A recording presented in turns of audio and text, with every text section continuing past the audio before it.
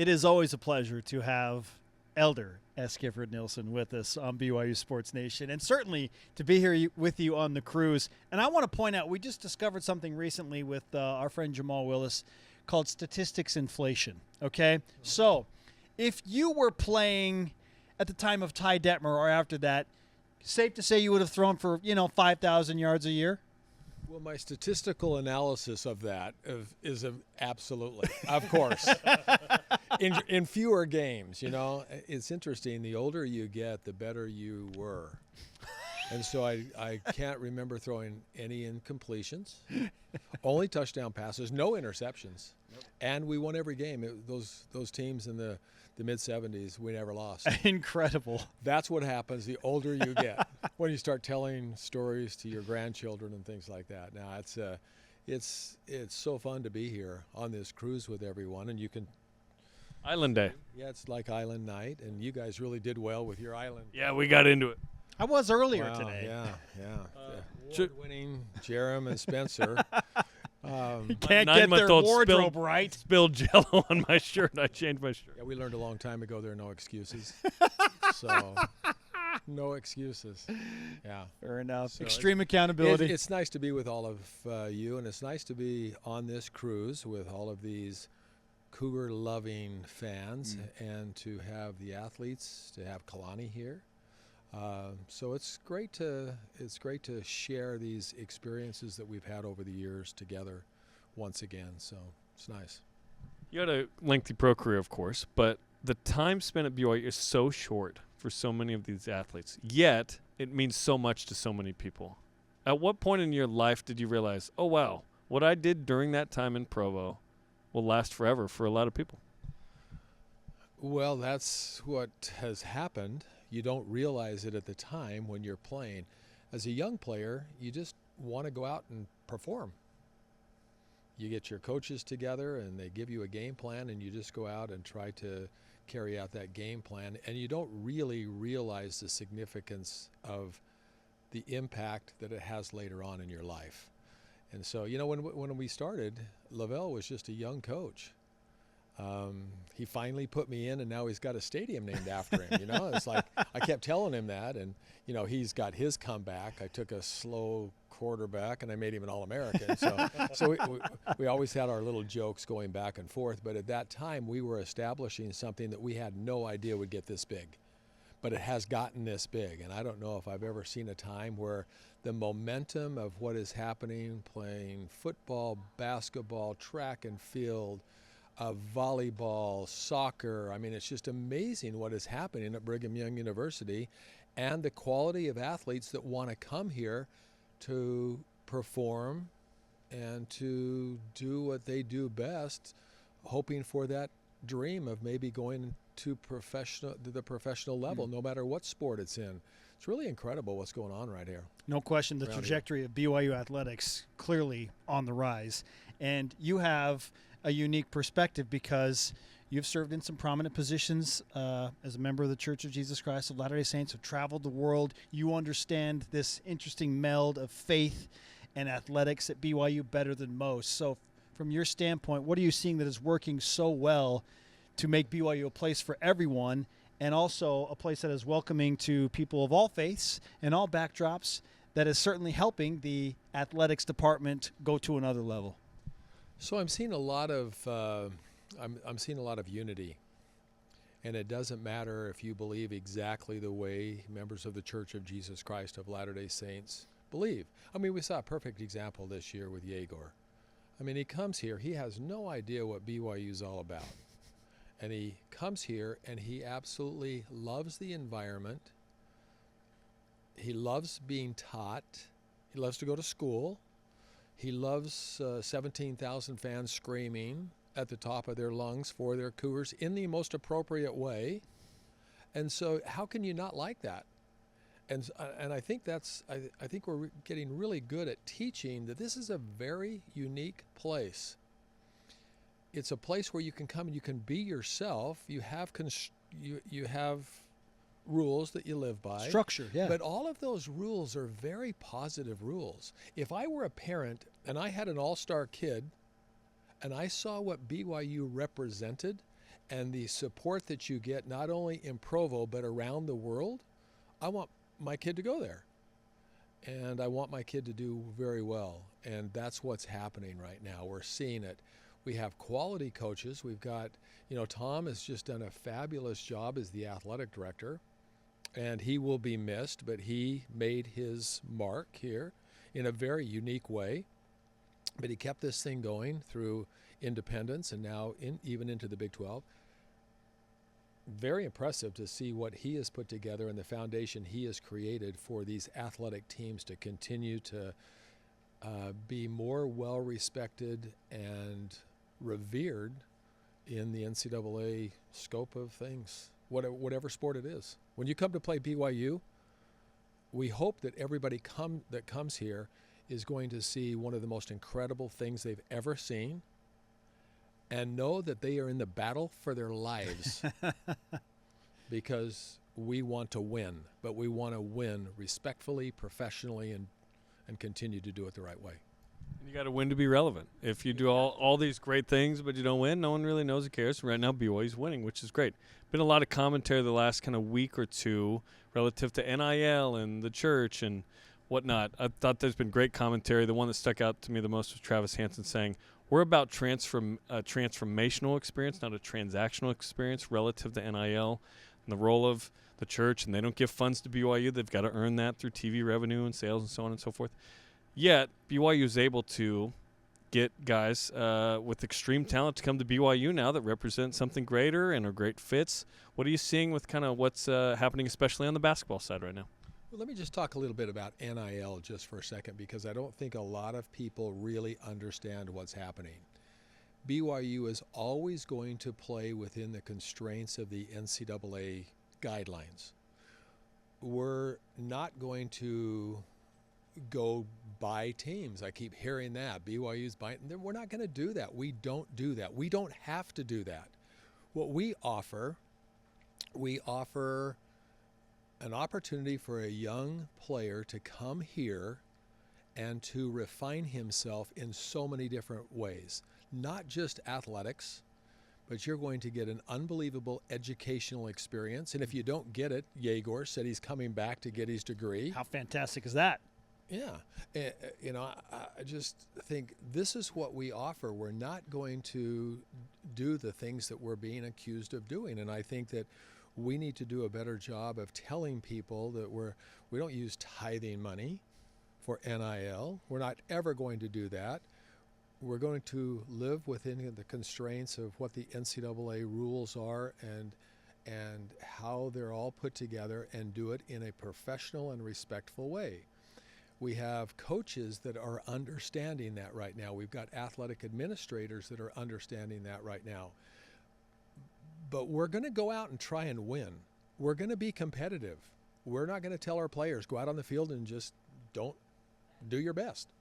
What we're going to do is we're always going to put forth our best, but we're always going to do it in a respectful and professional way. And that's what we're going to do. I don't know if I answered that question, but I just wanted to address NIL to just let everybody know that we're doing it at BYU the right way.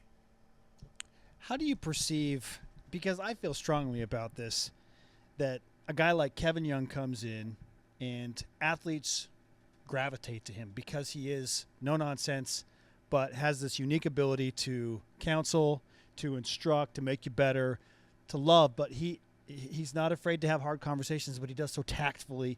And guys in the NBA and the collegiate levels just seem to like that. And I keep hearing from several people, players' families, that Kevin's just got this secret sauce about him. There's something that guys want to play for a coach like that. And so when people start throwing out, well, BYU's just buying teams, I believe with all my heart that Kevin Young and his staff, like, they have gotten boosters to maybe help out and add more because he is the missing ingredient. They believe in him. They believe in him. And to your point, now BYU can play within the rules. It's okay. Like, they are competing that way, but he is the secret sauce. How do you see that? I agree with you, Spencer, when you ask that question, because if you just watch Kevin Young during the course of a basketball game, does he ever yell at the officials? Have you ever seen him really yell at an official? He didn't get a single tech, by the way. No. What he does is he goes up and he puts his arm around him and he just kind of whispers to him and has a conversation with them. I didn't like the way that our guy was pushed underneath. Will you please watch that next time? It's one of the best things that I've seen with a college coach. And you can tell that these officials respect him. He's not going to go after them, but he will have his opinion about what is happening on the court. And consequently, the players see that, and the players want to play for someone like that. If they feel like, and especially with the way he's put his staff together and everything surrounding that staff, these players feel like that they're in a little mini NBA situation. We call it NBA boot camp. Provo. Yeah, hey, it's a great way to put it, Provo. And so they come in here and they know that if they've got the ability and they've got the tools, they are going to continue to excel. Richie is a perfect example of that. Where was Richie? Richie's always been a hard player. He's always been an inspiration to us all with the high motor that he's got. But he has really increased his skill level. And if players stay here and stick it out, Kevin Young and his staff will get the most out of those players. I also want to say this about Kalani. Kalani is doing the same thing with Aaron and with Jay Hill and with the entire coaching staff. You come to BYU and play, you're going to have a chance, if you work hard enough, to play at the next level. Amen. Because Kalani had to figure it out. Kevin's been in it, right? But Kalani has figured it out and has done just a masterful job putting together his team to take players to another level, and that's why you're seeing a lot of players want to come here. They're not coming. I hope that everybody understands it. They're not coming for the money. They're coming for the experience, the environment. They're coming to have 65,000 screaming fans cheering for them in the best presentation in college football. And if you can't get excited about a player coming to play basketball and look at the presentation of what you get at the Marriott Center, you're crazy. If I'm a player, I want to come there and participate in that. Why did Robert Wright, why did he leave Baylor? He's the one that decided to go into the transfer portal. And the last I heard, when you decide to go in the transfer portal, any team can come and recruit you, right? BYU did not buy Robert Wright. Robert Wright wants to be at BYU to become a better basketball player and have the ability to learn from the best, to do what you can do at the university and hopefully take it to another level. And he will. Watch out. Watch what happens with him. We can't wait. Juxtapose that with the presentation in the 70s. What was that like at Cougar Stadium? Wow, we were just trying to survive. We were trying to make this thing happen. But you know what, Jerem, it's kind of interesting because this was the genius of Lavell. He knew he had to do something. In his mind, he knew what he wanted to do, wasn't sure how to get it. And then he hires Doug Scoville after having a meeting with Bill Walsh. Bill Walsh says, if you can hire Doug Scoville, you can have what you want, but you can't hire him because BYU doesn't pay well enough. To Lavell's genius, he was able to get Doug here, and everything changed. I see Jimmy here, and it's great to have McMahon here. He was such a talented player. Mark was here. There were only 4 people that knew how to call the plays when Doug Scoville got here. And it was Doug and me, Mark, and maybe Jim. Jim was just kind of off the wall, but so talented. But he was your punter? But Doug Scoville used to say, just get first downs because we don't know what this dude's going to do. And we don't even know if he's going to be wearing shoes. He may kick it, he may throw it, or I don't know what he's going to do. But Jim he's one of the easiest. Lavell would always say this. Jim was one of the easiest to coach because he was a student. He just knew how to read defenses, and he knew how to get the ball to the appropriate people. Mark the same way. It's interesting when you look at the line of All-American quarterbacks, we're all different. Every one of us have different skills, Doug was able to get those skills out of the first three. Mike Holmgren got the skills out of Steve, and Norm Chow was watching this whole thing and developing his own way to put together the original West Coast offense, and took it to Ty and then to Steve and John Beck, and I mean the list goes on and on. And I don't know if I got all the chronology right, but it's you know the chronology of all the players that came through. So it was back then. It was just establish, not knowing what was going to happen, and it's turned into something pretty spectacular. No doubt about that. All right, we'll finish with this. What was the NIL deal for the dual sports star Out of Provo High? Gifford Nielsen? Great basketball player as well. If you didn't know, amazing basketball player, and obviously a great quarterback. What was your NIL deal in the early 70s when you were being recruited? I had a 67 Galaxy 500 that was rusting on the bottom. And happy, and most of the time it started. And so, I just think this is the evolution of what is happening in the NCAA right now.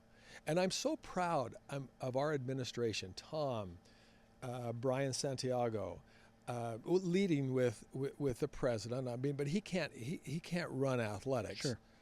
But to have the support of President Reese and Keith Vorkink, to give them the opportunity to do their thing, and the support from all the way up to our to Clark Gilbert, the Commissioner of Education, and all the way up to the Board of Trustees. Everybody is in this.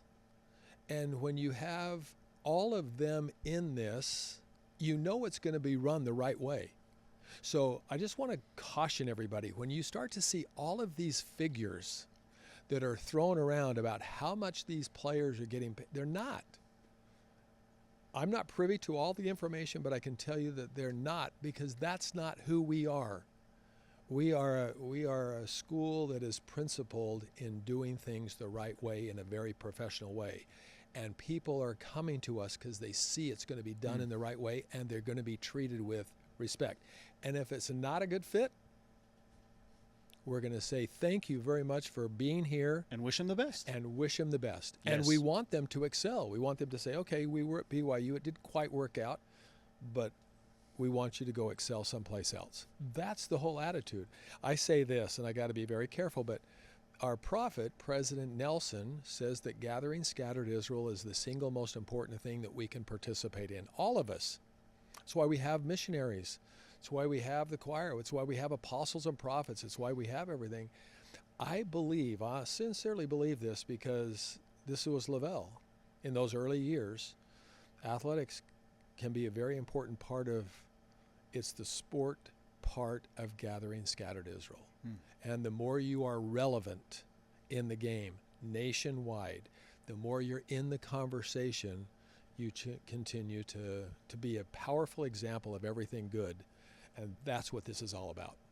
We've seen that in the first 2 years in the Big 12. It's been amazing. So, yeah, agreed. Did the two of you think that we would have this much success in the Big 12 when we went to the Big 12? I wish I could say that. I thought it'd take a little longer, right? The 11-2 was an explosion. The Sweet 16 was incredible. I wish my blue goggles were on more firmly. But also, as things evolved, to your point, BYU evolved with it in an aggressive but respectful and great way, where when there was a greater challenge, BYU's met it. And it's been fun to watch that on and off the field. It's been great. Yeah, and you look, once again, Kevin came from nowhere. Everybody's going, Kevin Young. Who's Kevin Young? Well, the athletic administration. They knew. The roots were planted long ago. They knew exactly who Kevin Young was. Everybody else didn't, but they knew. And then to just help Kalani embrace this also by hiring the right coordinators. Yeah.